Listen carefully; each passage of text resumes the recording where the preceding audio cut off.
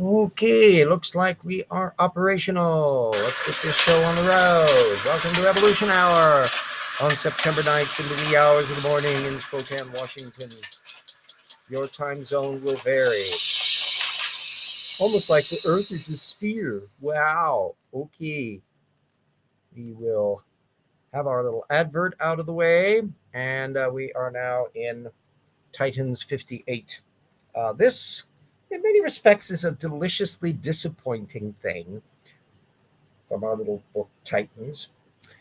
Because after you recall, we were doing a whole bunch of stuff on ceratopsids, and now we get into the exciting world of stegosaurids, and they just have two,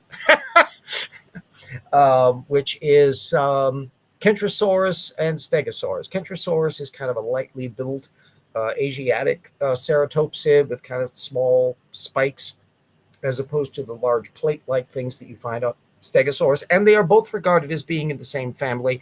So, from a baromenological point of view, they're the same kind. La di da, sweet cakes.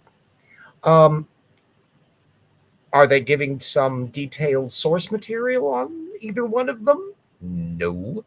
We only get one little footnote down the road for Stegosaurus from a 2005 book chapter on the tail spike, which is a fascinating topic, and I'll be getting a link to that because it turns out it was available online at ResearchGate, so you'll get to see that, how it can damage a predator attacking it, and there's signs of predation from an attacking dinosaur in this particular case, and so that's more of the throwing in the towel on pre-flood carnivory, you know?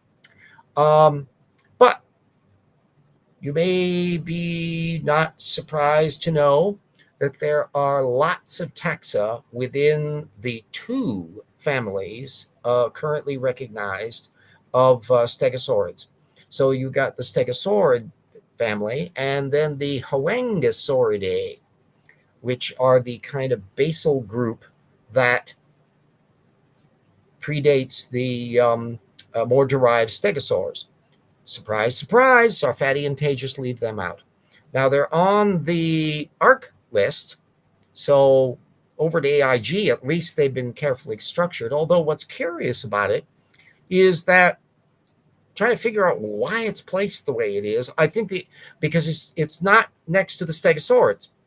But stegosaurs are one of those that they kind of illustrate in the ARC encounter as kind of like they're big stars. They have about 2 or 3 taxa per each major category in the ARC encounter. And so I think that's why they're not located together, because systematically they're put together. And by and large, Answers in Genesis's ARC encounter puts taxa in the order that they are structured in conventional systematics. Minor little detail. Anyhow, I'm going to put up a couple little papers on stegosaurid phylogeny to kind of bring you up to speed on stuff. So there's a 2017 phylogeny by Raven and a 2021 review by Madzia that puts things in the still larger ornithischian context, so you can compare the more detailed, purely stegosaurid systematics of the one paper and the nomenclatural structure of the whole ornithischian groups, which can also bring up some more information as to why they're organizing things the way they are. In this frame, ankylosaurs, which are going to be the next little section in Sarfatti and Tay, are just a branching offshoot of the early stegosaurids, like Alcovasaurus, with the huangosaurids coming later and the main stegosaurs later still.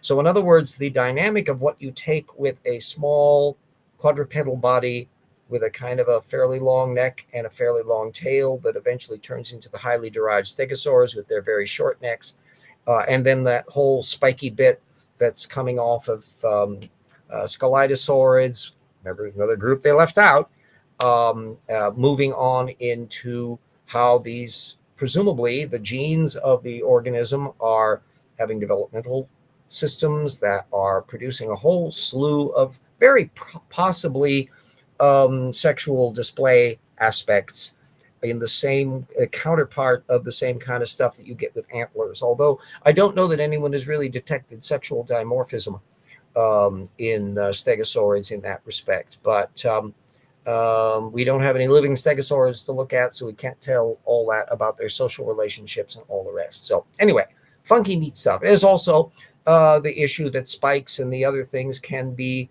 certainly a deterrent to any predator that feels like going for the spinal column. Now, coming for the gut is quite a different matter. And in fact, there are quite a lot of these forms that have spike elements that stick out to the side, and they're in enormous range. And what selection pressures were going on with stegosaurs during that period, who can say, because we don't have living ones to look at. But it's revealing that at every turn, Sarfatti and Tay's bunch have been trimming down the data field to keep things as tidy as possible. They had a hell of a lot of theropods in their theropod section, and frankly, a large number of sauropods, but not a lot of the early basal forms. So in virtually every instance, they're kind of parsing themselves around the, what exactly are these critters that systematics in regular evolutionary thinking have to make sense of. But the creationists can just go out of sight, out of mind. I don't have to think about it. They're a kind that doesn't bother me. So we got part 2 of our show relates to an Answers in Genesis tweet, which, or rather, they tweet link to a thing from last May where Ken Ham was riffing off a paper on bats. This one was really kind of funky, cute stuff. Rare evolution in action spotted in island bats was the blip in question. And it was referring to, well, it linked to a PhysOrg reference piece, which I'll put the link in for that as well, so you can kind of see what they were having to deal with.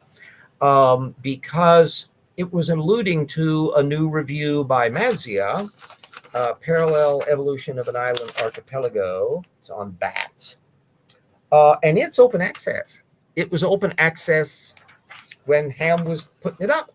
So why not just link directly to it? It's so much easier to wiffle waffle around a technical paper if you don't take the trouble of looking at the original technical paper.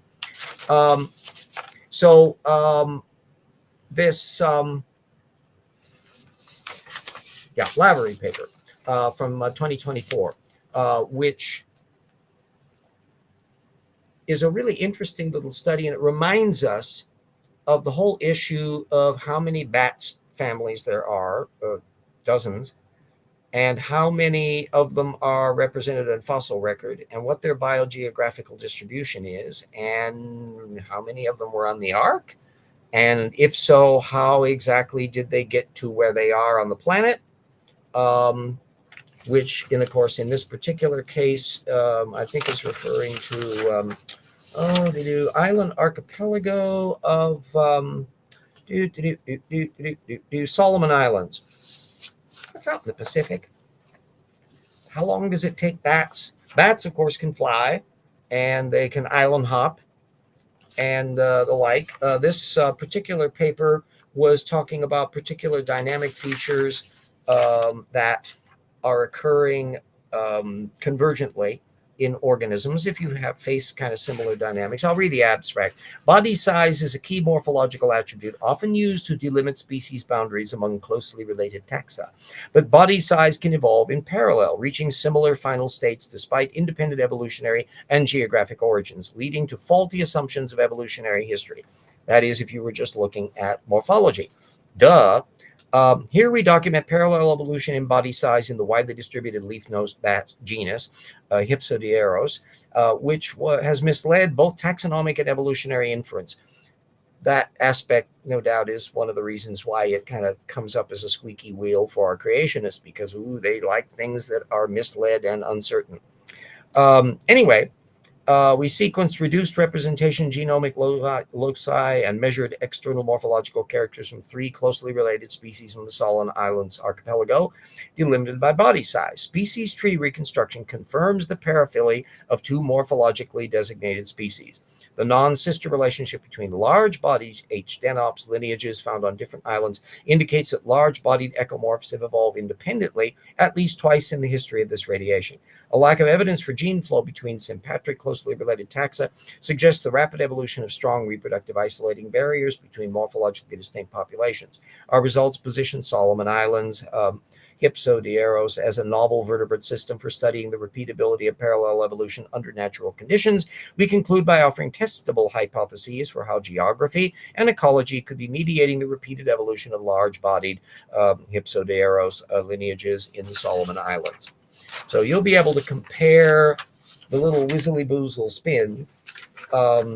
Ham declares this speciation of bats in the Solomon Islands is not an example of evolution in action, but of God's all-wise provision for these bats to be able to survive in the post-fall and post-flood world. So the designer, while drowning a bunch of people on the planet in the hypothetical flood that can't occur anyway, is really mindful of the bats that are going to go flippity flappity to the Solomon Islands. And when exactly did the Solomon Islands appear in the roller coaster post-flood environment? Does it occur to Ham to think? Do they have any paleogeographical, geological data from any of their cute little crowd at AIG, or maybe next door at CMI, or maybe next door at ICR, to render any sense whatsoever as to what's going on in this post-flood distribution and whether there are any Solomon Islands there to get to and when they arrive? Nope, nothing. It's just a non-problem. So it's one of that delightful catch-all, vacuous nothing burgers that pops up over and over and over again in the creationist frame. And that's why I'm listing it as an especially obtuse creationist claim, because they're riffing off of just a secondary source of a really quite interesting paper that is bringing up a variety of technical information, every bit of which would need to be accounted for in the creationist scenario. And just sprinting past it, as Ken Ham and his bunch do, as if there's any chance that they're going to be able to do that, is a jolly good question. Jackson and I had brought up bats explicitly in Rocks Were There Volume 1 because of how creationist baraminology skipped most of the data field, were woefully inadequate in accounting for even the fossil record that does exist, which is very sparse. Most early bats are very tiny. In fact, most extant bats, some of the smallest little critters around, are bats. You have relatively few examples of larger bodied ones, which this new paper was dealing with. So bit by bit, element by element, more and more data field comes into the place. They're paying attention to the biogeography, the morphology, the genetics, all of this. And it's just fog over in Answers in Genesis world. On a different front, because there's going to be a conference here in Spokane next month. It's now next month because we're now into September. On Christian nationalism, I have been finishing up my little chart that I'm going to be having as a handout for that little bit, a Christian nationalist spotter's guide, which is 2 pages of fun details, breaking down the bigger contexts of Christian nationalism, at least at the upper level. I'm sure there's a ton, about 200 names on my list that I came up with that are the ones that are covered in press accounts of who are prominent Christian nationalists currently and how they're fitting in politically to other stuff. So you got the variable of Christian nationalism. You've got then the variable of who's involved with Project 2025. You've got the variable of how many of those are connected to the Trump administration, most all. Then you've got sidebar elements relating to who's linked up to National Council for Scholars, which is a relatively minor little organization that's kind of wanting to do for education what Project 2025 wants to do for everything else.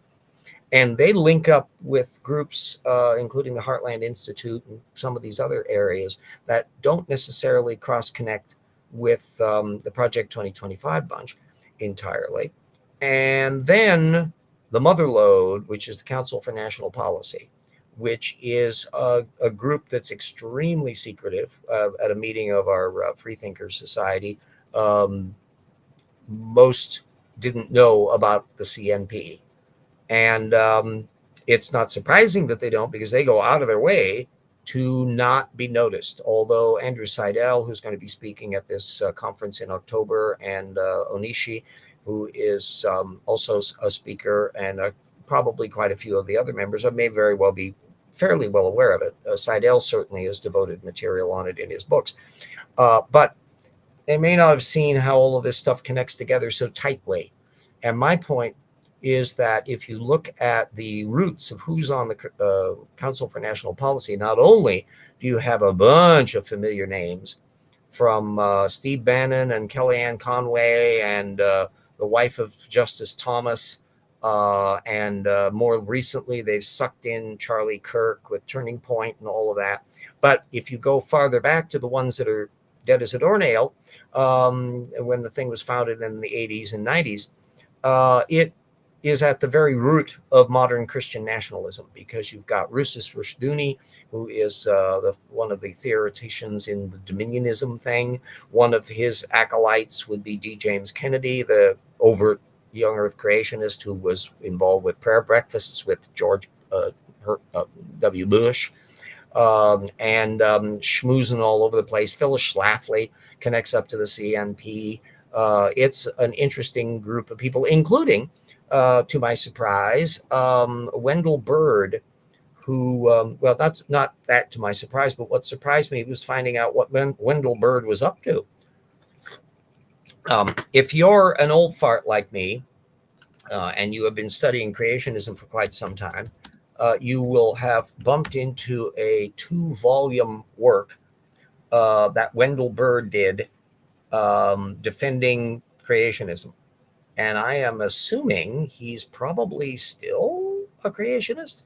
But what was intriguing is that even though he was active in the 1980s, he has gone back under the radar and reemerged like a caterpillar turning into a butterfly, with a bunch of very recent books from like Cambridge University Press and all of that on the history of prayer in and freedom of speech and religious speech in pre-revolutionary colonial America.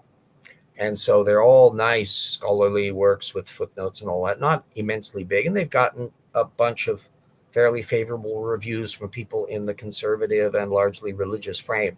But if you look close at the content of a lot of these things, you start seeing him dangling the same kind of David Barton-esque tropes about the primacy of Christian culture in generating the colonial system and government and all of that, that as far as I can tell from a distance, are pretty shaky in thinking about it. So I was quite surprised to find out Bird is still knocking around. And that reminds us how people who have a long history in one context can kind of go stealth and then reemerge operating in a different frame.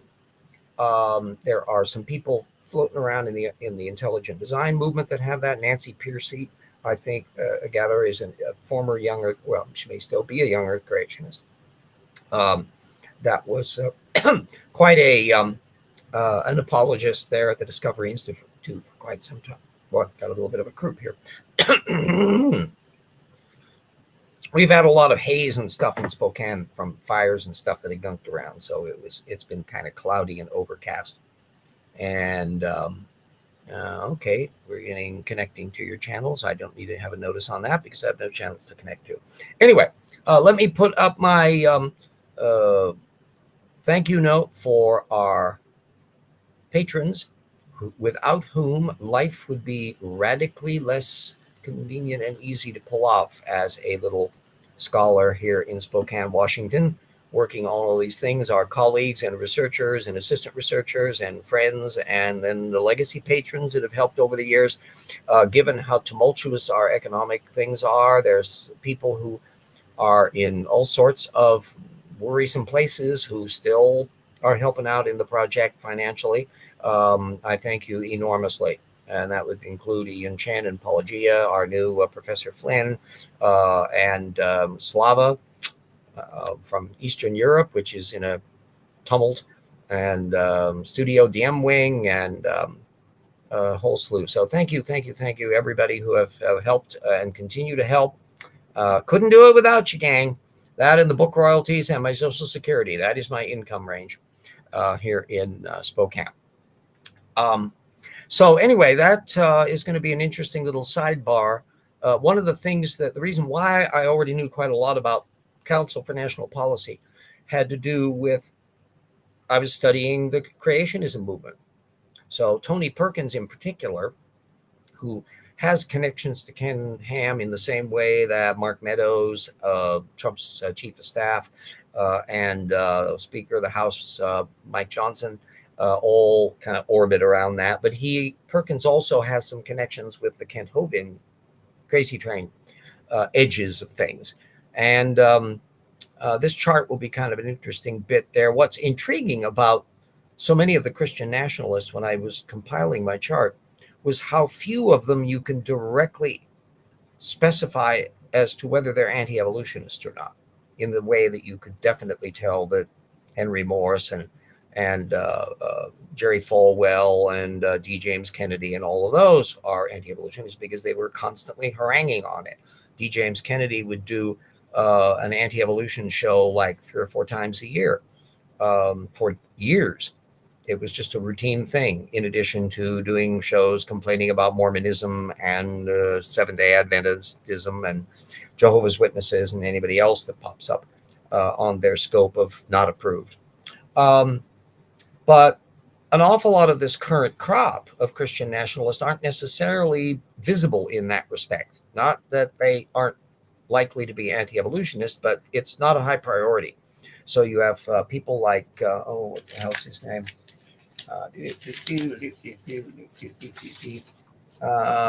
Jack Hibbs. He's a California end times guy from Calvary Chapel that really hit the media area because he was screaming bloody murder in California over having to shut down churches during COVID. And that and issues of trans woke stuff is his hobby horses that he goes berserk on. Nothing on his website indicate any focus on creationism. It's not the kind of thing where you have linkages. Some of these things will come up if you follow the trail. You can find that they have like web pages where they're putting links up to various organizations or offering particular books that, even though they're not overtly mentioning the content in the sermons, nonetheless, it's there for people to get in the sidebars. And that was often routinely the case with preachers that I would see 10, 15 years ago. But they're much more circumspect now. And often it's a matter that they only want to cycle their own products. So if they haven't done, they want people to do sermons for them, or they want to have their speaking engagements and the like. That's understandable. By the way, I'm open for speaking engagements. Somebody wants to pay my way to a convention and put me up somewhere to stay. I can lecture on a variety of topics, and I can guarantee I am one hell of a Q&A person. You will get your money's worth out of this. Anything on evolution issues and these culture war subjects and history issues, the nature of society, the development of like how free thinking secular societies can run and should run, and all of that. There's a lot of topics that I've been studying over the years because it all connects up with the issues that are brought up in the anti-evolution crusade, and to analyze why they are what they are. So That gives us on the thing. We'll have probably a little short show here because we're coming up on a half an hour. Let me put up my advertisement for the rocks were there. Remember, all the books are available in the links along with the Patreon account. So anybody that feels that old fart here with my clumsy little programs is contributing something to things and want to have a little cash available, only if you have it available, as part of your discretionary income, want to plop down on a regular basis to help the old RJ going along, it is mucho appreciated. So let me get my advert up here. There we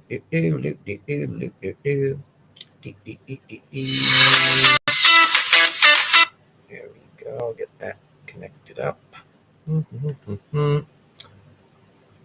Golly gosh, I wish things were more sophisticated in my ability to handle all of this crap. Actually, I had some the software that was available when YouTube was running the show actually was more useful than some of the stuff from Restream. But I suppose I could work my way around a lot of this stuff. But given some of the diciness that we were getting for a while from like their little menus that weren't functioning initially, they've been corrected now. So now I'm able to easily set up the bit again. I think there was something going on in their software that they needed to get out of their little bug. But anyway, it's corrected now, so I had no difficulty setting the thing up for this show today, and we had no difficulty connecting. So hopefully it was not a matter of anything that was at my end. There were some of the little foibles because they've changed some of their operating menus and things on their newer version, so that may have had something to do with it. But at any rate, time for shameless plug advertisement.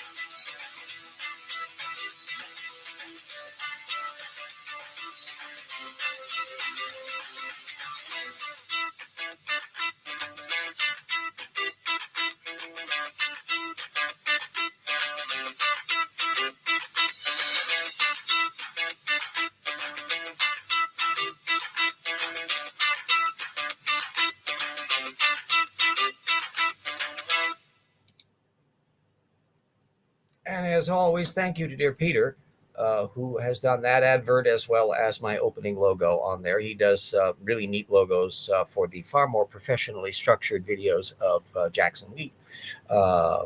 And very nice graphic design and all of that stuff. Oh, hello, Purple. Hi there. Greetings, sentient beings. Yeah.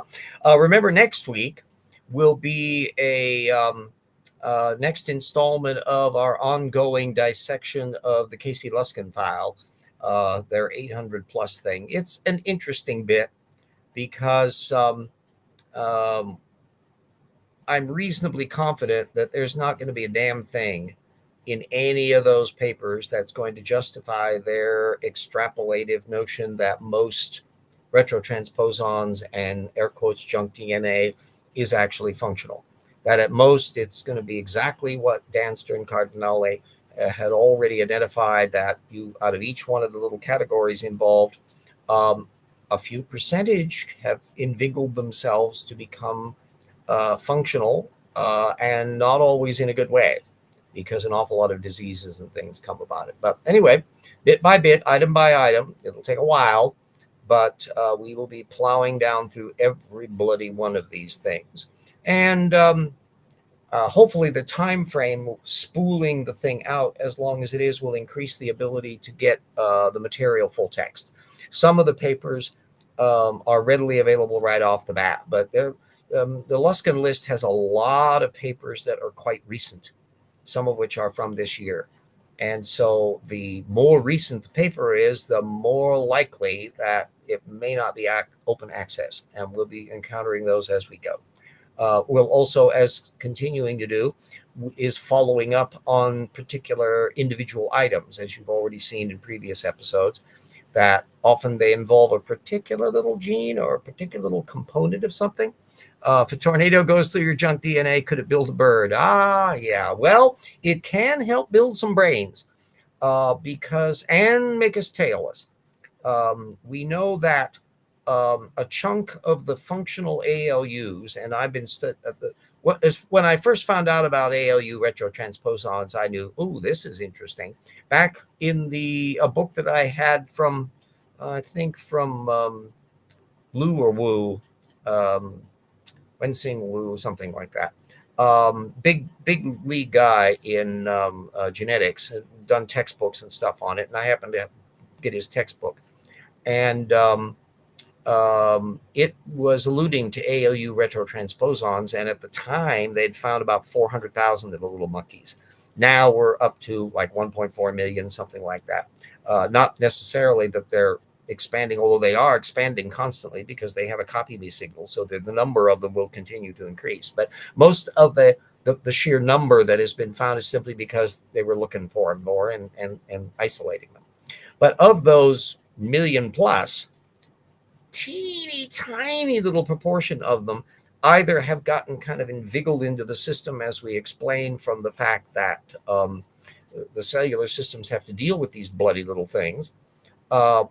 But the areas where they've really accidentally come to play an actually functional dynamic role in the protein compartments are up in our brains.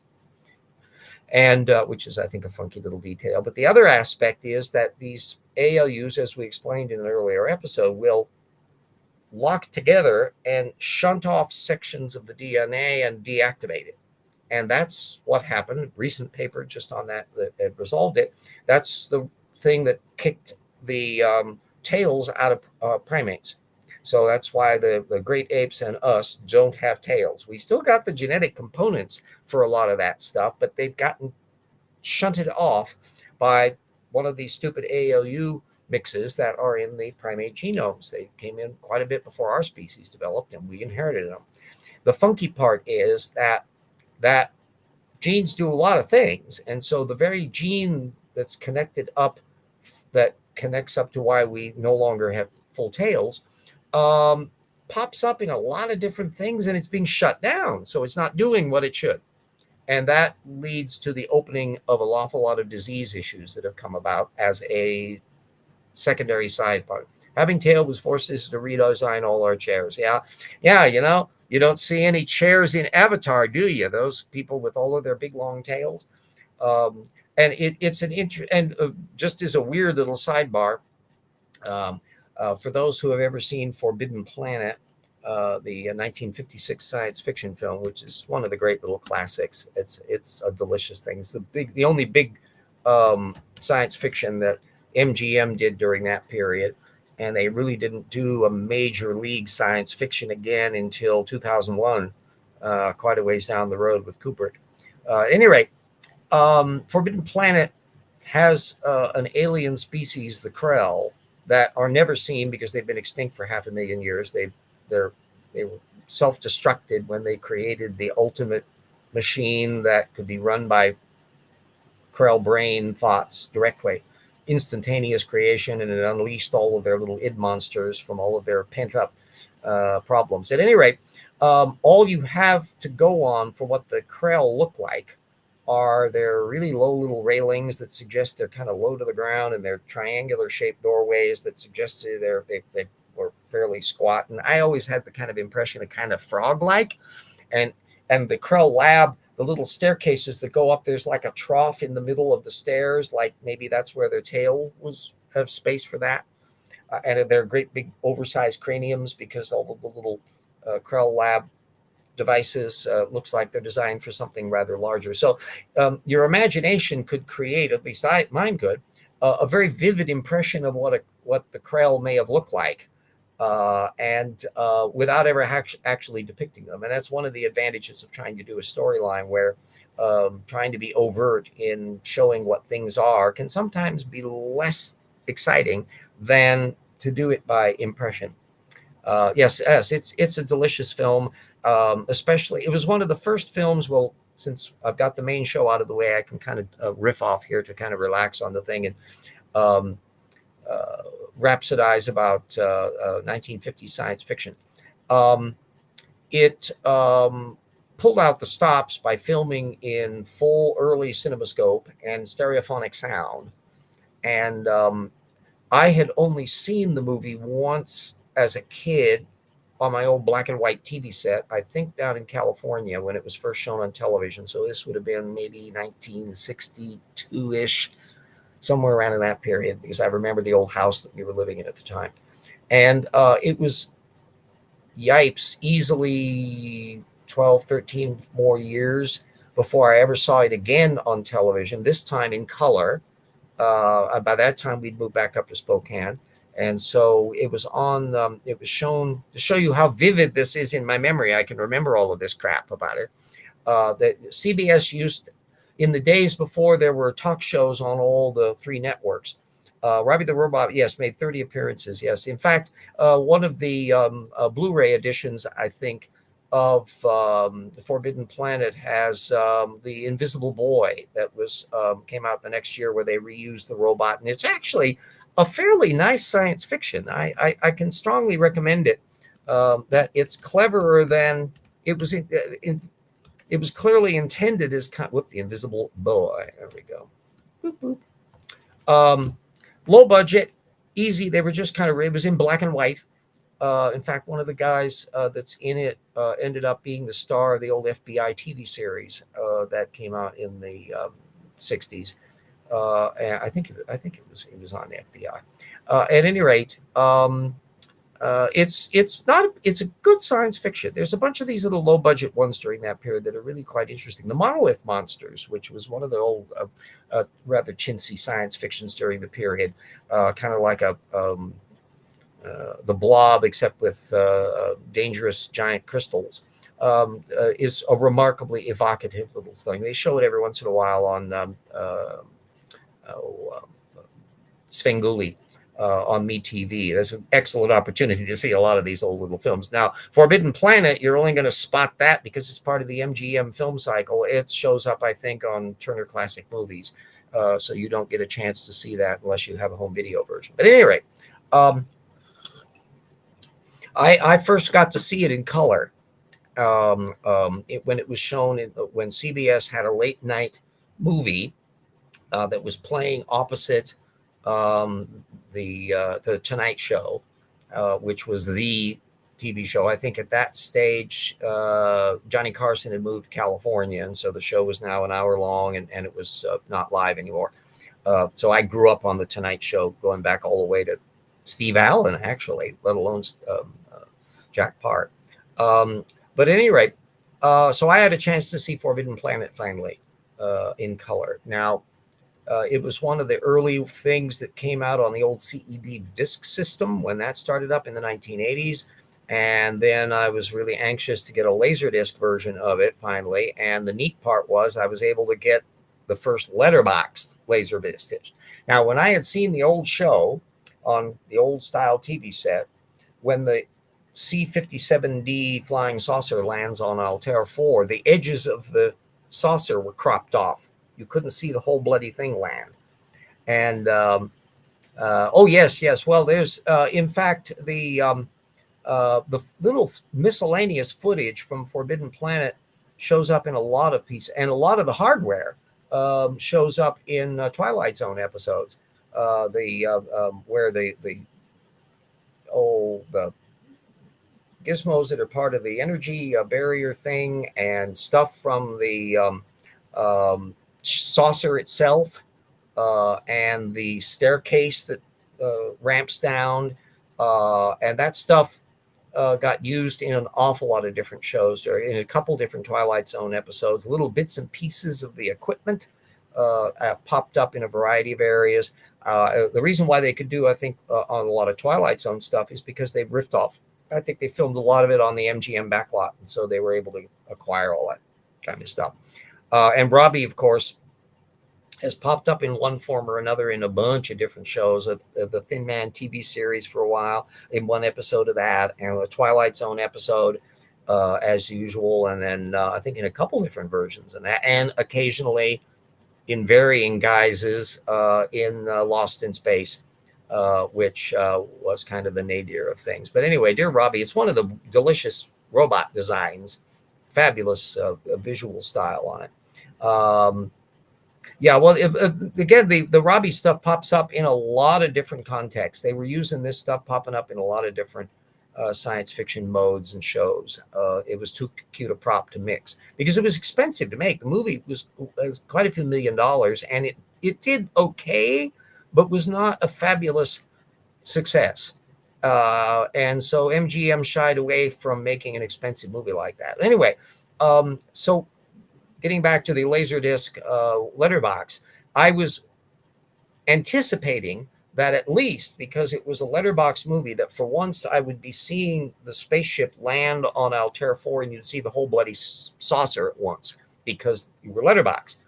I was not anticipating how wide early CinemaScope was. So the bloody thing is not only easily seen fully, it's not even in the middle of the frame. It's off to one side. There's this huge landscape that it's coming down in. So all of that kind of changed that. Very early CinemaScope used, they had a little bit of problems with very early CinemaScope because the anamorphic lens would be a little bit warped in that. It was tricky to do.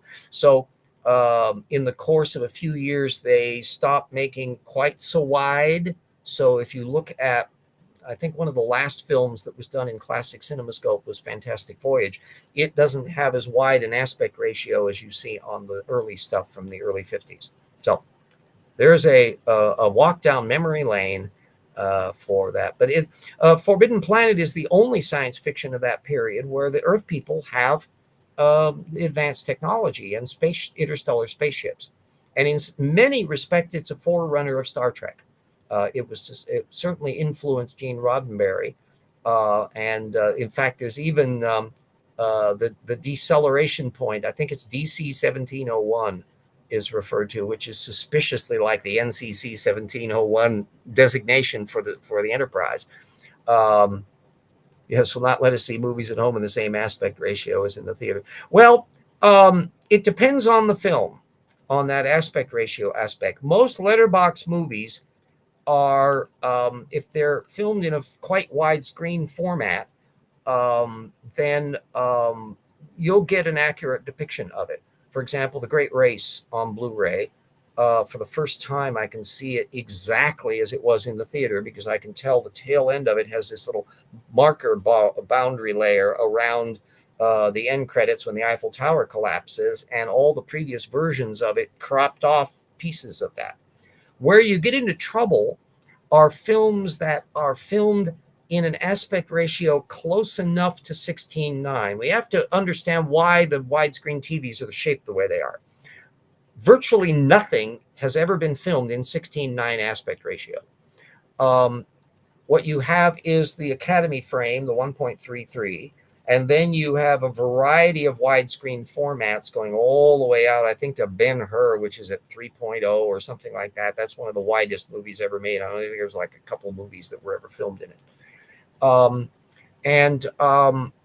What the guy that came up with the format worked out is what is the perfect television screen shape that will allow you to show Casablanca and Metropolis and Gone with the Wind and Forbidden Planet and Mad, Mad, Mad, Mad World and Cinerama movies and Panavision and Todd A.O. And all of this stuff with the minimum of bookends on the side or letterboxing. And it turns out 16:9 was the number that worked magic. Now, where it gets dicey is a particular example would be Goldfinger, that is filmed in British Academy, which is a cropped widescreen that's just a little bit wider than the Academy frame format. So it's kind of like that. And it happens to be that if you pull it out to a 16:9 screen, technically you should have little tiny little bands on the side, but they don't show it that way. Instead, they pull it out and it's formatted on the Blu-ray to fill out the entire screen. And so you're technically cropping just a little bit compared to what you would actually get if they didn't do that. And so there's up and down and in and out of things. Some movies also are structured so that they'll automatically default to a 16:9 television set, because the James Cameron films are often that way, because he did a lot of movies where he was filming them not in anamorphic Panavision, but in cropped widescreen. So I think The Abyss and I think Aliens and some of these are falling into that category. And so they're designed so that if they're shown on a 16:9 television set, they'll just pull it all out so it fills out the entire screen. And in some respects, it means putting some of the image back that got cropped for the theatrical version. In other cases, it means cropping it so that it fills the thing wide and chopping off the edges. So as to some extent has to do with the producers and the aspect ratio of what it was developed. In other cases, I'm seeing stuff like watching Game of Thrones, which is at HBO. See, that's aimed at often an international market, and I think the widescreen formats in PAL and some of these other things are just a slightly different. And so there's little teeny letterbox bands on the top and bottom of the show when it's shown, because it's designed to fit some other high definition formats. So it's up and down and in and out. Just get used to it. Even though I have the old laser disc of Goldfinger, which would allow me to see the whole image frame, I'm not going to sit through that in Laserdisc on my high definition television set. No. I'm going to watch it on my Blu-ray, because I can stand the slight little cropping on it, because the picture quality is so much better on that. And I will say on this, where Blu-ray has the edge is on any format that has a 70 millimeter original print. And that would be a lot of Todd A.O. stuff. So you're looking at things like Cleopatra or Around the World in 80 Days, which they have not yet issued on Blu-ray, actually quite a lot of Todd A.O. stuff is used in Dino De Laurentiis movies, Flash Gordon and the like, 70 millimeter prints. Or films that were filmed in 3-strip Technicolor before the development of the single strip Technicolor format that started coming in sometime down the road, I think in the 50s on. It was a collection of DVD. I would say that if there are some things that are flabbergastingly better in Blu-ray, and I will give you some examples. I said anything in 70 millimeter. So when 2001: A Space Odyssey and Patton, holy smokes, you got to have it on Blu-ray. Whoa, the difference. Because I actually had the DVD version of Patton, and when there was the format war between HD DVD and Blu-ray, I was literally driving home from work, and there was a rate, because I was working on swing shift, so it was like 3 a.m, and there was a thing from like BBC that was coming across. It was like afternoon in Britain, but I'm getting the feed on my PBS NPR channel here in the wee hours, and I would listen to that on my way home. And they happened to announce that the HD DVD format had thrown in the towel. Toshiba had said, "Oh, screw it.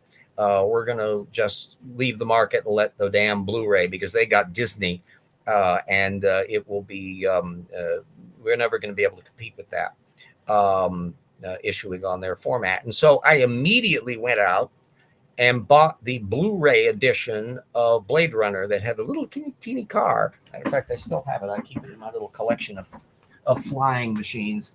The little spinner that's in Blade Runner. And because of the model, I discovered the bloody thing has windows on the bottom. And I had never noticed that watching the movie. Now I know, I look for it, that there's windows at the bottom at your feet when you're flying along in the little car. Anyway, I bought it because it had on the special edition. You could either get you could either get the HD DVD version that had it or the Blu-ray. So I picked up the Blu-ray, but it was quite a while before I actually had a Blu-ray player. I was waiting for the prices to come down. And I decided that I needed another movie to test it off. So I decided to get 2001: A Space Odyssey, which I had seen in the theaters enough times on its re-releases and the like that I knew the movie inside out. And when I put 2001 on in Blu-ray, one of the things about the DVD format is it's based on the NTSC. Even though it's a digital format, it's based on the old broadcasting system that's not high definition. And so things that have reds in them are at the upper boundary layer of that microwave wave. And so any version of 2001, because of all of those bloody reds that are in there for the red backlighting and the red upholsteries and stuff in there, it's often saturated. But Blu-ray handles that stuff easily, and so you can tell that the kind of magenta reddish upholstery in the space station and the interior lighting's reds, it's just comes across much better. But where my jaw dropped was in the resolution. And there was a thing where I happened to be looking at the part where Bowman goes down and starts disconnecting Hal, and he's got to open up the hatch that covers the doorway to the thing where he goes in to disconnect Hal. And I pressed pause at the point where he was walking over to this thing because I noticed there was a bunch of writing on the thing. And for all the times I had seen it in the movie, I had never really noticed that stuff. And so I got up from the couch and walked part way towards the television set. And this is a relatively small television. It was 40 inch. I have a bigger 55 inch now, so it'd be even more pronounced. But I was halfway to the screen when I could clearly read all of the descriptions about opening the mag locks of this doorway. And I go, oh my Lord, this thing is crisp. And that's when I decided I would check out Patton, because I had the DVD of Patton that was just from their new restored edition print. And the Blu-ray was the same thing, except on Blu-ray. And I had seen Patton back in 1970 in the theaters, and I knew how gorgeous it all looked. And I was realizing there were parts like people walking up on the rise when he's at the cemetery thing in Africa, where it was kind of blurry in the distance. And I'm wondering what the Blu-ray version of that, because that was a 70 millimeter film process. And I bought the Blu-ray version, same print that I had in DVD. And holy moly, it's just as sharp and razor detail. So anything that's with a 70 millimeter film form. Another one that is just jaw-dropping is How the West Was Won in Blu-ray. There they went the whole thing, because Cinerama is 3 pictures and it's on a curved screen. And so that they have it in 2 versions on the Blu-ray, and one of which is the standard letterbox mode. But the problem is it's a curved screen. So it's intended to wrap around so that the rails of railroad trains kind of bend on the edge, because it's supposed to be on a curved screen. Well, one of the ways that the film is shown on one of the discs is in smile box. So it curves outwards on the edges. And that allows them to straighten the lines out on a lot of stuff. Plus, Cinerama used 3 35 millimeter images together, which, if you add up the number of pixels involved, means that it's got a lot of image to it. And it had one of the biggest depths of field, because it had a single lens, which directors hated to work with. It was really awkward to work with. Actors hated it because of how they had to stand in weird ways because of the curvature of the screen, meant that they couldn't look at each other if they were standing too far away from each other. It was a mess. But at any rate, it has the biggest depth of field because the lens is the same curvature as that of the human eye. And so you could see hundreds of feet back in ridiculously clear focus in Cinerama. It's absolutely astonishing to see. I wonder how long before they're selling TVs with higher resolution than the human eye can distinguish. Well, there's a point of where you limit on that. I'm just happy to see what I have. And so there are a bunch of films, a film that I've bought multiple versions of over the years because of how beautifully it was photographed to begin with, and how the versions needed to take that into account, is Citizen Kane. And I now have a Blu-ray version of it because, my gosh, the clearer you get the print, the more impressive that movie is to watch. God, it's gorgeous. Uh, Another one that is just jaw-dropping is VistaVision.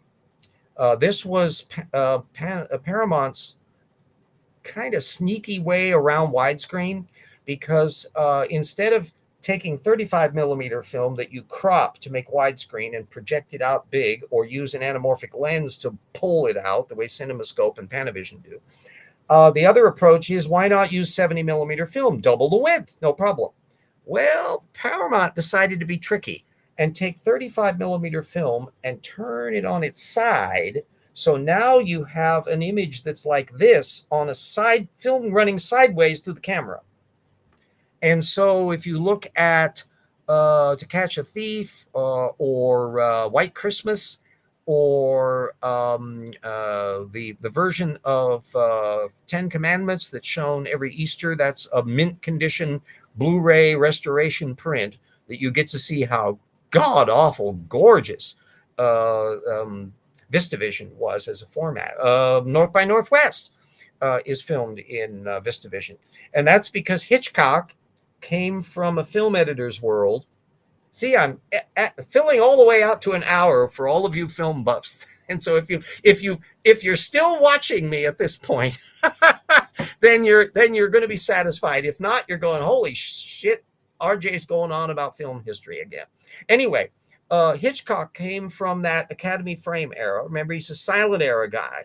And he never particularly got used to widescreen. So he could get used to VistaVision, which had a slightly wider aspect ratio, but on a ginormous screen.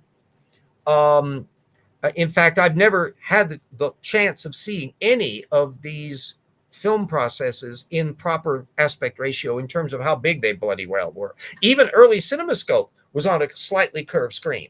So there's a whole slew of stuff that I never got to see any movies in those formats. The films that are typically projected on a purely flat screen, no, that's not a way some of these things were running. But anyway, he when he made North by Northwest in 1959 at MGM, they would have had it filmed in CinemaScope because they had the rights to it, so they were okay with it. But no, he insisted it's got to be in VistaVision. So instead of filming CinemaScope, it's that aspect ratio. He could come along with that nicely. David Lean movies, Bridge on the River Kwai, Lawrence of Arabia, Dr. Zhivago, those are all filmed in 70 millimeter, and they are works of art. And holy moly, are they gorgeous to watch. My Fair Lady, that's filmed in 70 millimeter Todd AO. Sound of Music is 70 millimeter Todd AO. And so that you just see them gorgeous. They tend to show the 70 millimeter prints on TV when they show Sound of Music and that, but it looks better on the Blu-ray than it will on, because sometimes they may be showing it at like 780 or something like that on your local channel. People watch IMAX films at home. Well, I can tell you there's a movie where you can see IMAX in its correct aspect ratio. It's basically the same as 16:9 these days.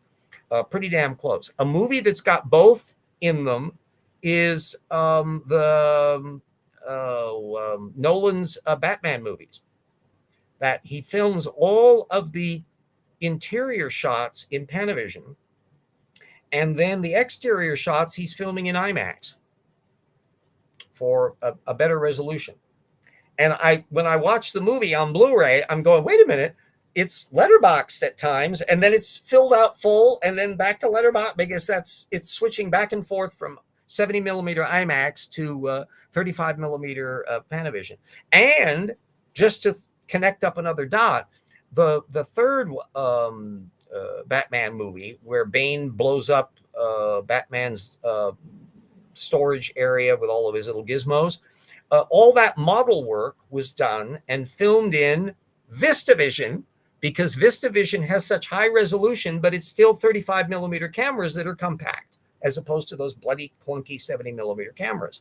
And so in that third movie, you'll get simultaneously 35 millimeter anamorphic 35 millimeter VistaVision components, and 70 millimeter IMAX, all in the same movie, all intercut together. There used to be just a slew of different, oh my God, Technorama and a whole bunch of different things that during the format wars. And all this came about in the panic mode that studios were in after the double whammy hit them in the early 50s, where the studios were, the Supreme Court said that studios could no longer own movie theaters. And so the captive audience that MGM movies were shown at Lowe's movies, and Warner Brothers movies were shown at Warner theaters, and Paramount movies were shown at Paramount, and so forth, all that had to stop. And suddenly they didn't have their captive market anymore in terms of product, and television came on the scene, where literally, practically overnight in the late 1940s, movie attendance dropped off by 50%. It was just horrifyingly abrupt as they're sitting home and watching the wrestling matches and Uncle Milty, and then of course the killer apt I Love Lucy and that came on in the early 50s. And so all of the studios scrambled. That's why CinemaScope and Stereophonic Sound and Cinerama and Todd AO and all of these things were worked out as scrambling to do something in a theater that's not like what you're seeing on television. Just because they were the only place that was there. That was another factor. Holy smokes, yes, we never had air conditioning in any of our house. But my gosh, yes, it would go down to the movie theater because at least it would be cool. Or to the drive-in theater at night after the sunset, so you get to be in a slightly cooler environment there. We didn't have a car with air conditioning in it until 1978. And all the cars since, now functionally they're standard equipment on automobiles, but it was a luxury thing to have when I was growing up. So any of you youngsters out there, you jolly well better realize how fantastic modern cars are. They're safer, they're more efficient, they're more comfortable, the seats are better, they've got amenities that were flat out luxury items. Cadillacs didn't have power windows and air conditioning on them as standard equipment until I think the late 1980s. That they were still optional equipment at that late in the field. Now everything has them. But anyway, back to the movie thing. So we've got the panic-stricken studios. So 20th Century Fox bought the rights to CinemaScope, which was a thing that had been invented by a French guy that was using a special lens, and a bunch of different people came up with tricks. The same Panavision operates in much the same way, and apparently they did it better than CinemaScope did. So CinemaScope eventually faded away, and now everything, you'll see Spielberg movies and science fictions and stuff. Star Wars is filmed in Panavision. That's basically the format that's done. You'll find a handful of movies that they'll trot out 70 millimeter, they'll trot out Todd AO occasionally, and IMAX and other formats. But now that everything has moved away from film to where more and more of it's being done in all digital, the Hobbit movies were filmed digitally and could be. I happened to see one of them that was in a version that was shown in a 40 frames per second mode. That's another little thing that was. If you wanted to have an experimental film technique, it was difficult to do. So, for example, if you wanted to see a movie in Cinerama, you had to have a theater designed to handle that projection system with the 3 screens. If you wanted to see a movie in 70 millimeter, you'd have to have a film thing that had a 70 millimeter projector. So, but now they bring in the little digital cartridge. You want to show it in 3D. You want to show it at 40 frames per second. You want to show it in whatever aspect ratio you want. No problem. It's just a digital scan on there. And that's the way most of the theaters are generating now. So they can flip-flop back and forth from one format to another. High resolution. They can change frame rate and all that stuff. And all the various peoples that are exploring around in this area are just having a field day on it. So in many respects, we're a little bit more open to the element, but the one difference being that the screen size is pretty much the same. I remember when at our Spokane World's Fair here in 1964 or 74, we had one of the very first IMAX projection systems that was done for the USA Pavilion. Man Belongs to the Earth. And later on, we had an IMAX theater that was in the same thing, but it wasn't as big a screen as in the World's Fair. And you have not seen a screen as big as that humongous IMAX picture that was done for the World's Fair. And I suspect most of the places that are designed, when you see quite a few of the movies that are available, science fictions and ones in 3D and others are often done in IMAX versions. But it's on the screen that you're seeing there in the theater. It's not on I'd say the average multiplex screen, to get an idea of how big that IMAX thing was at the World's Fair. It's easily wider than the screen that you see in the multiplex, going all the way out to the edge of the room, and double the size. Holy smokes, that was big.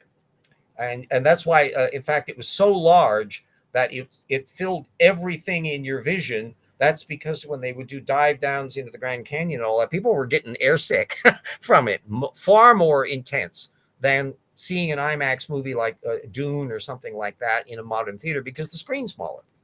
I would love to have seen some of these things. Cinerama was on a very large screen. VistaVision was on a humongous screen. I think the documentary stuff on the Science Museum of Minnesota has Omnimax is another one. That's a curved screen format that's designed to have like for astronomical stuff, and so that they can have an IMAX screen. It's a tricky little thing to deal with, but and there's apparently a Cinerama theater in Seattle that's designed to do. They trot out Mad World and 2001 and that every once in a while, and I presume it involves actually that curved screen, which must have been because it would have the wraparound. If you think about why television sets are the way they are, think about just pulling out to your eyeballs and then keep pulling until your hands start disappearing. Well, this comes up with the idea that you need a highly rectangular image, and even better yet, one that curves around so it's filling your peripheral vision. That was the whole point of Cinerama. And Todd A.O. did kind of the same thing, but they put it on a more flat screen. And it was a very large scale image. But anyway, there was a thing with, I think, the Blu-ray version of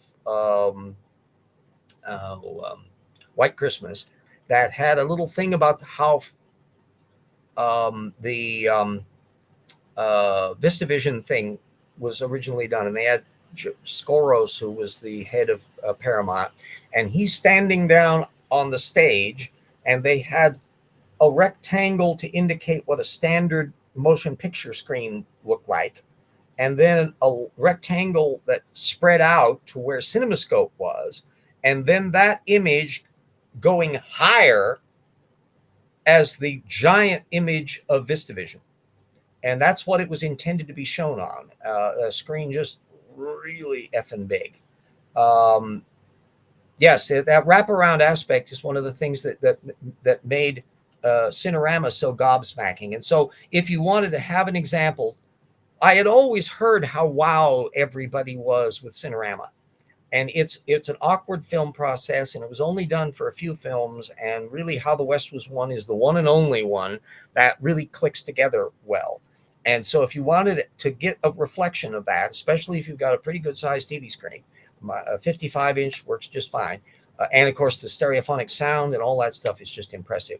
That's the one to get, that Blu-ray version of that, because they remastered all. I was amazed that they still had the original 35 millimeter prints on it. And I had the old laser disc of How the West Was Won with the standard linear letterboxing. And that was a 70 millimeter print that was built off of those three 35 millimeter elements. And so it was slightly fuzzy by what I was getting used to in these newer formats. So nothing prepared me for, holy moly, that looks impressive. And even when you see it on a standard television, but if you mentally think what this must have been like on a screen that was like 3 stories high and it just fills your entire frame, holy moly.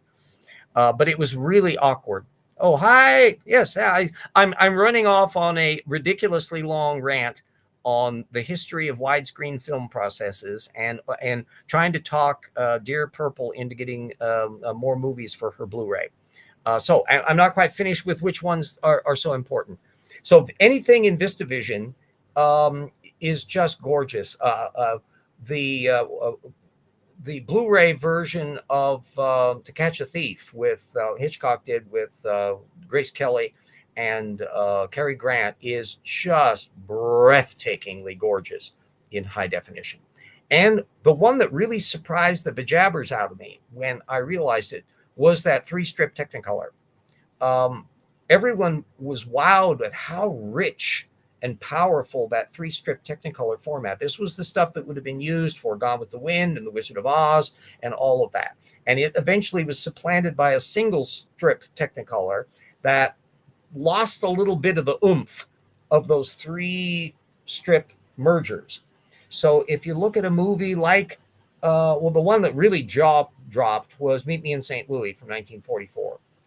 In standard Technicolor. I had never imagined how gorgeously beautiful that movie was in the original Technicolor print.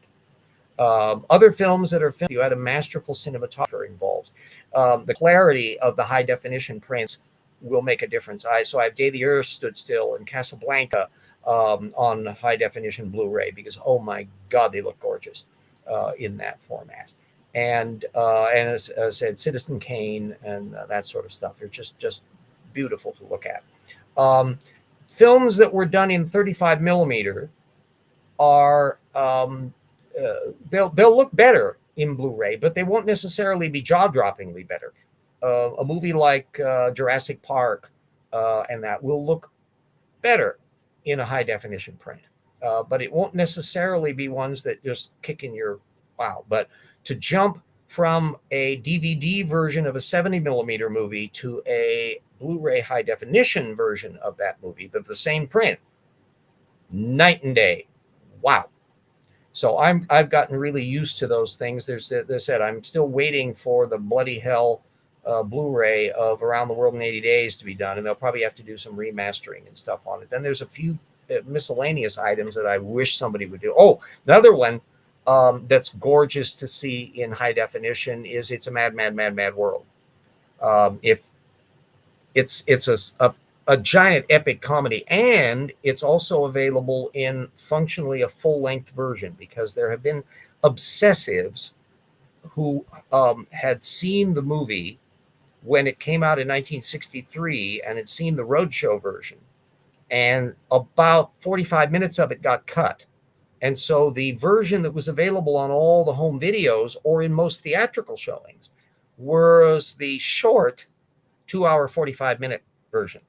And everybody that had seen that original one said, oh, no, the original version was way better, that there was just more character development and elements to it. And so there were just obsessive film people who had this, and they were hunting all over the planet for years in the 70s, 80s, 90s to try to scrape up any print of the thing that would have the pieces of the movie that had gotten cut, because some of these things were shown in Roadshow versions in Japan and various other things.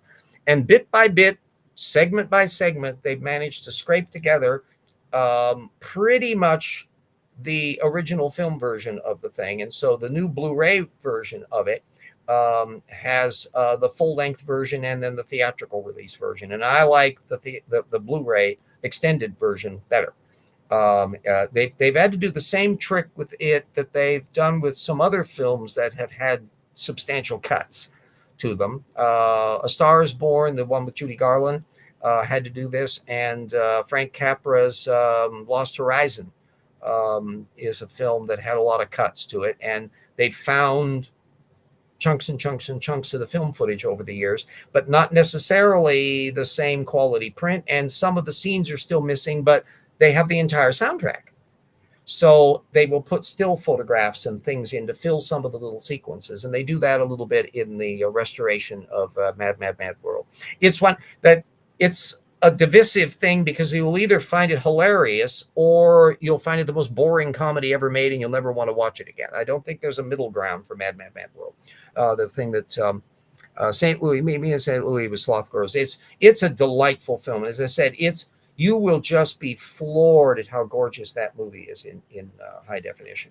So any of these things that are using high resolution film processes, either 35 millimeter Adventures of Robin Hood looks gorgeous in Blu-ray, and Gone with the Wind, which on Blu-ray, by the way, 4 hours long. It's on one bloody disc. That's another feature that Blu-ray, because it's got so much more space for the film that you can end up sticking a hell of a lot on it.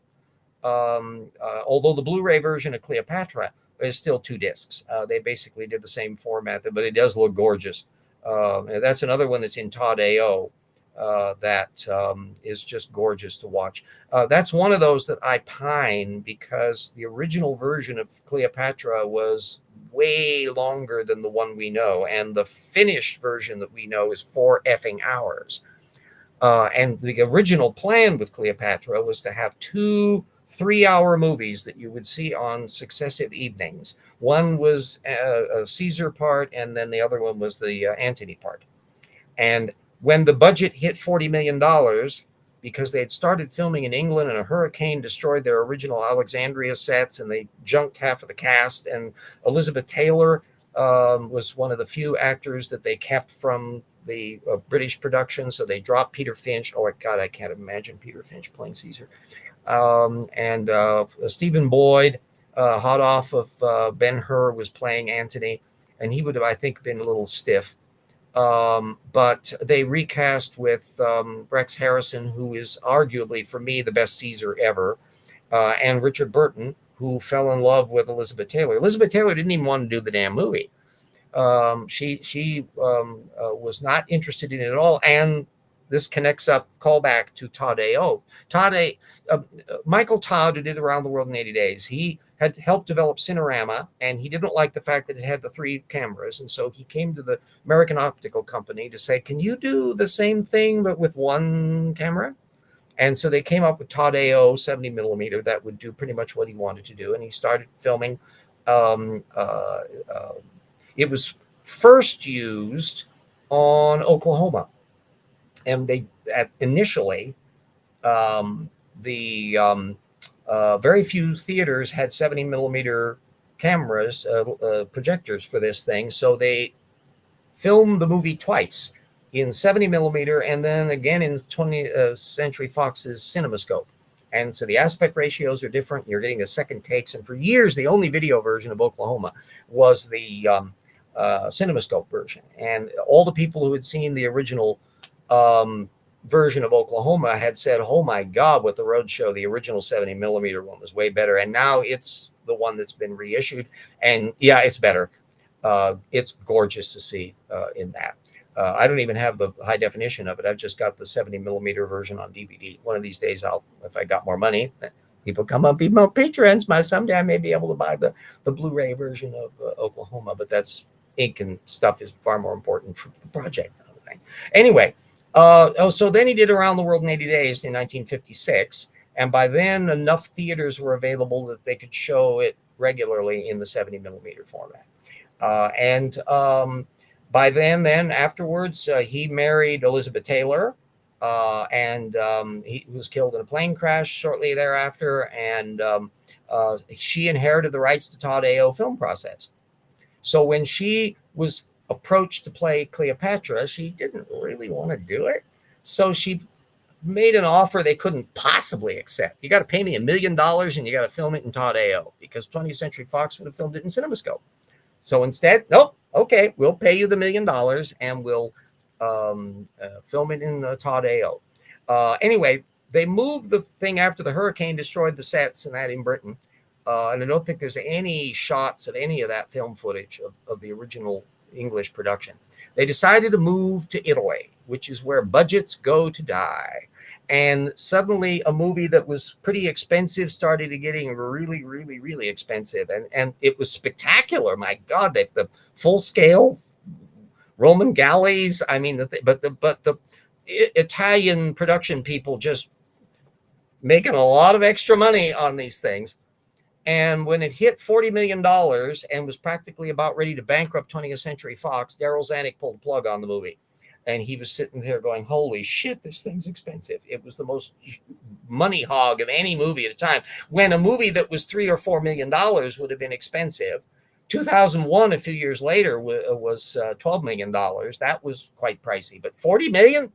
Well, it's 42 million, because when he saw all of the film footage and that they came up with, he decided that the opening wasn't spectacular enough, because all of their really impressive stuff takes place a little later.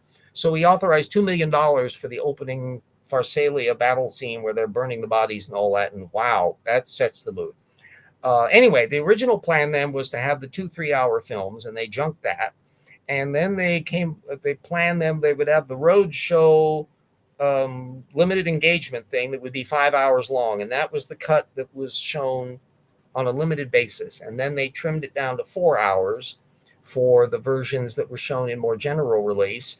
And when it was often shown on TV before home video, they would be trimming it down even more. So I typically would be seeing the movie in 2 nights, in 2-hour installments with commercials. So you were actually only seeing 3 hours of the original movie. So it was quite a revelation to see the flick in its 4-hour version. But there's always the hope somewhere, maybe stuck in some stupid person's archive, is a print of the Roadshow 5-hour version or film cuts from that. I'm not holding my breath, but that might happen one of these days. Well, we went way over things, and I've all the film buffs who may be watching the series will be delighted, and everybody else will be going, holy shit, can't he ever stop going off on this? But I will strongly recommend to you, Purple, that there are some of those little titles that are just gorgeous to see. Snow White and the Seven Dwarfs was filmed in full Technicolor. That's gorgeous in there. And even ones that were just in 35 millimeter format, like Mary Poppins and the like, or The Great Race. God, that looks gorgeous. And because I'd seen that in the drive-in, and I was so vivid about what the thing looks like. So color balances are so vivid and effective in that. Plus, the sound system, depending on what kind of sound system you have, whereas DVDs typically are formatted for Dolby Digital, which a great many of the Blu-rays are geared to digital theater system, DTS, rather than Dolby. And so when I put a Blu-ray in rather than a DVD, I will typically have to check my sound level and lower the sound down, because I'm switching to DTS, which has just a way bigger range with less energy involved. So if I kept it at the same volume that I would be watching a movie in Dolby Digital, it would be deafening, and I have to actually turn the volume down. Plus, I have the advantage of I built my sound system willy-nilly, so I have 2 Bose sound systems, a 2-channel that I got originally, and then I bumped it to the rear channels, and I bought a 3-channel system of Bose for the front thing. So I have 2 subwoofers, one for the front channel and one for the rear channel. So, and I bought this has been years ago when I bought this amplifier, but it was the cheapest I could get. I think it was like $400 or something at a high-end video store in town. That allows you to set a lot of the rear channel things are default. So they run like 25 or 35 watts or so. No, this you can if you put big powerful speakers in the rear channel, they have no problem with it. So I have like 125 watts rear channels for that. And it can be really zingy for an awful lot of movies that's got really impressive mix. So the sound element is a really important thing. Also, I know that that sound mixing on the Blu-ray version of Day the Earth Stood Still has almost a stereophonic feel to it, even though it's in mono, and it's way better than the old DVD version. So if you have a really good sound system in that, you'll often find that sound mixing is more impressive off an awful lot of the DVDs when it's switched over to the Blu-ray, even if it's exactly the same print. So that's some of the little selling points about how the technology is very, very different for that. And for selected titles, basically any of the really big league super duper films that had really gorgeous cinematography in black and white or color, I wanted to get them in a Blu-ray edition. And a lot of the stuff, so I often have multiple versions of things. I have the Blu-ray, another one, Singing in the Rain, gorgeous in Blu-ray. I think I've got Bandwagon in Blu-ray and that as well. One of the only ones that's kind of awkward because the original print's got a problem with. They'll have to digitally remaster it someday. Is Jishi, where there's just a little snippet of it that's got kind of like a red spriggly things going on, and I think it's in the original print. It's not in anything to do with the video processing part of it. But anyway, that's a side thing. My God, we're at an hour and a half. So let me put my did I put yes, I think I put my commercial up and then we shot past our commercial. So we're running on dead air here. I'm terribly sorry for this long extended passageway into the exciting world of video and film history and that, but I love to know how all the little things are made. And there's a reason why we have the film processes and formats and things that we have today. And it's gone through a big bumpy little road of greed and innovation and eccentricities with studio systems and format wars and all this other stuff. So it's been a bumpy road. And I have only been able to see little peripheral edges of it because so many of the movies that I grew up with, I never saw them in the movie theater. I saw them on television when they showed up. So mine was a world of just that shape of TV for years and years and years until I could see Forbidden Planet widescreen. So anyway, there we go. That was a ridiculously long diatribe, and that fills us out. But anyway, it's a hot day here in Spokane, so we're happy to do that. We will be seeing you all then next week.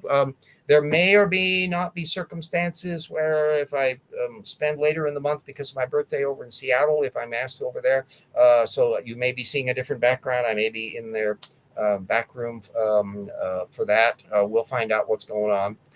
We'll see. But theoretically, we will keep things going week after week. Everybody watch out for wooden penguins, especially armed ones.